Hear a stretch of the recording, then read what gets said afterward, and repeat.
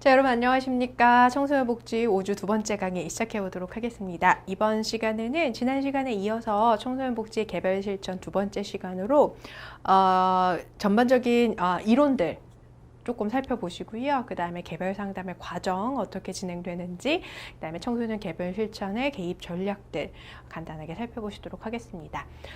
자, 먼저 청소년의 개별 실천의 이론들 살펴보실게요. 우리 발달에서도 잠깐 이론 살펴봤는데요. 기본적인 이론들을 제가 처음부터 끝까지 다 설명을 드리기에는 조금 시간적인 어려움이 있고요. 간단히 어떤 이론이 어떤 식으로 접근을 하는지 말씀드리도록 해볼게요. 일단 정신분석, 지그문트 프로이드에 의해서 창시된 이론이죠. 정신결정론, 그리고 무의식의 중요성 이런 것들을 강조하면서 치료법으로 발전을 시켰고, 이 무의식이 긍정적이지 않죠. 그리고 인간도 이렇게 합리적으로 보지 않은 이론이 바로 이 이론이 되겠습니다. 그래서 인간이 가지고 있는 심리적 문제의 원인은 무의식에 억압된 감정이나 욕구나 생각들에 있다라고 이야기를 합니다. 그래서 과거의 경험을 굉장히 중요하게 생각을 하고, 과거에 경험했던 사건들 중에 그 부정적인 사건들이 내 무의식 속에 억압되어서 어떤 행동이나 감정이나 생각이나 이런 것들로 나타난다. 그러나 이 지그문트 프로이드의 정신분석 이론에서는 그 무의식을 개인이 스스로 어떻게 치료하거나 어떻게 조정하거나 할 수 있는 것이 아니다. 그래서 전문가 치료자에 의해서 그 무의식을 재구성하는 과정이 필요하다. 그래서 인간은 비합리적인 존재로 봤기 때문에 본인이 자기 자신의 무의식을 재구성하기는 어렵다. 그러니까 치료자의 도움을 받아야 된다. 이렇게 이야기를 하고 있습니다. 그래서 인간의 마음을 세 부분, 원초와 자아, 초자아 이렇게 나누어서 이야기를 하고 있고요. 이들 간의 균형이 깨질 때 심리적인 문제가 발생할 수 있다라고 이야기를 하고 있습니다. 원초와는 타고 태어날 때 태어나는 그 본능적인 부분에 더 가까운 부분, 그리고 초자아는 쉽게 말씀드리면 도덕적인 부분에 더 가까운 부분이라고 볼 수 있어요. 본능과 도덕과 관련된 부분들인 거죠. 이 두 가지의 부분을 조정하고 중재하는 중간의 역할에 있는 게 바로 자아라고 볼 수 있어요. 그래서 원초와 자아, 초자아 사이의 균형을 중요하게 생각하고 있고요.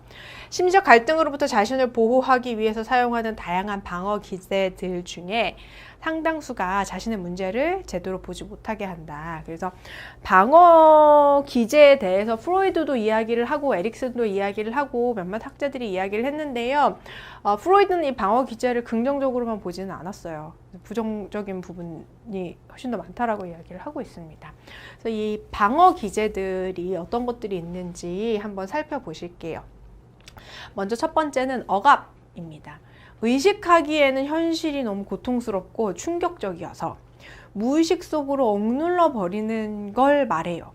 그래서 억압은 다른 방어 기제나 신경증적 증상의 기초가 되는 증상인 반면 의식적으로 생각과 느낌을 눌러버리는 억제와는 구분된다라고 해요. 그러니까 이게 의식적으로 생각과 느낌을 억눌러 버리는 건 내가 알고 있어요. 그런데 그거를 안 하려고 그냥 생각 안 하려고 해버리는 거고요. 억압은 실제로 내가 기억하지 못하는 거, 무의식 속에 들어가면 나의 그 바운더리 안에서 벗어나는 거잖아요. 그래서 이를테면 엄마가 뭐 교통사고를 당해서 돌아가셨어요. 근데 그 충격이 나한테 너무 큰 거예요. 그래서 엄마가 여행 가셨다고 실제로 생각하는 거예요. 그냥 이게 너무 고통스럽고 충격스러워서 내가 받아들이기가 너무 힘드니까 아닌 걸로 무의식이 생각하는 거예요. 그러니까 내가 엄마는 여행 가셨어, 엄마는 여행 가셨어 라고 생각해야지, 아니 엄마는 여행 가셨어 이렇게 생각하는 게 아니라 그냥 그런 것처럼 되는 거가 억압이에요. 근데 이 억제라는 건 뭐냐면 여행 가셨어, 여행 가셨어, 여행 가셨어 이렇게 생각해가지고 그냥 여행 가셨다고 믿어버리는 거, 이게 억제예요. 두 개의 차이점 아시겠죠? 그 다음에는 거부입니다. 억압과 유사한 방어적 역할을 하지만 전의식이나 의식 수준에서 작동을 하는 거예요. 그래서 자아 방어 기제 중에서 가장 단순한 것이고 개인이 외상적 상황에서 생각하고 지각하는 것을 왜곡하는 방법입니다. 비슷하기는 한데요. 아까 앞서서의 억압은 무의식 속으로 밀어내 버리는 거니까